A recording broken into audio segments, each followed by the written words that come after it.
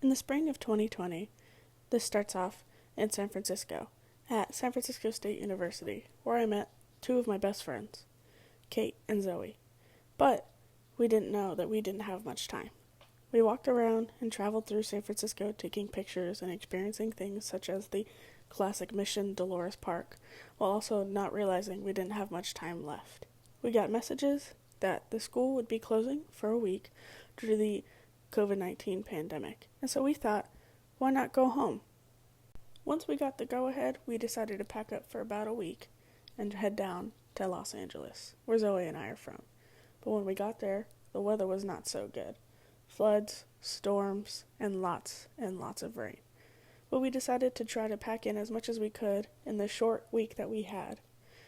But, most importantly, we needed to see Hogwarts at Universal Studios for Kate. But that night was the night that we found out that the US to Europe borders were closing. 2 days after arriving in Los Angeles, we packed up and head back to San Francisco due to the severity of the situation. We drove through just to try to get some last sights in. After passing through our usual spots, we head back to Kate's apartment and helped her and her roommate Thomas pack up their lives in San Francisco in 2 small suitcases. We head out to the airport and drop them off. We said our goodbyes and imagined that we would see each other in the next few months. I head back to school, where I had to pack up my dorm and head out. We decided that we were going to try our best to keep in contact while we had to quarantine. Quarantine lasted much longer than any of us anticipated.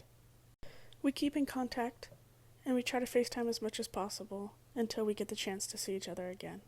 We may have taken some of our time together for granted, but we know now that it's important to make sure to make the time count. And when we do get to see each other again, it'll all be worth it.